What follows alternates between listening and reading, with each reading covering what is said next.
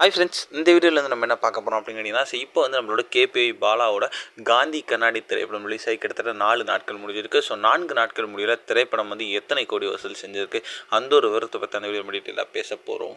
இப்போ வந்து விஜய் டிவியில் வந்து பிரபலமானதில் வந்து நிறைய பேர் வந்து நம்மளோட தமிழ் சினிமாவுக்கு வந்து முன்னணி நடிகர்களாக இருக்காங்க. ஒரு சிவகார்த்திகேயன், ஒரு சந்தானம், ஒரு ரோபோ சங்கர், ஒரு மாக்காப்பா, இந்த மாதிரி வந்து ஏகப்பட்ட பேர்.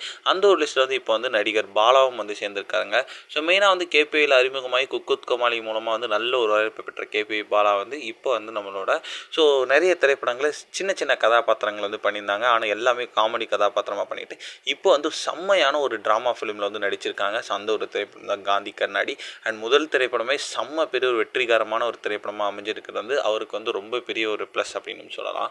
ஸோ இந்த திரைப்படம் வந்து அவர் வந்து ஹீரோவாக நடித்தது வந்து மக்கள் வந்து அழகாக வந்து இந்த திரைப்படத்தை வந்து ஏற்றுக்கிட்டாங்க அவர் ஹீரோவாக. அண்ட் இந்த திரைப்படம் வந்து மக்கள் மத்தியில் செம்ம பெரிய ஒரு வரவேற்பு பெற்றிருக்கு அப்படின்னு சொல்லலாம். ஸோ மக்கள் பார்த்த எல்லாருமே வந்து பாசிட்டிவ் ரிவ்யூஸ் மட்டும்தான் கொடுத்துருக்காங்க.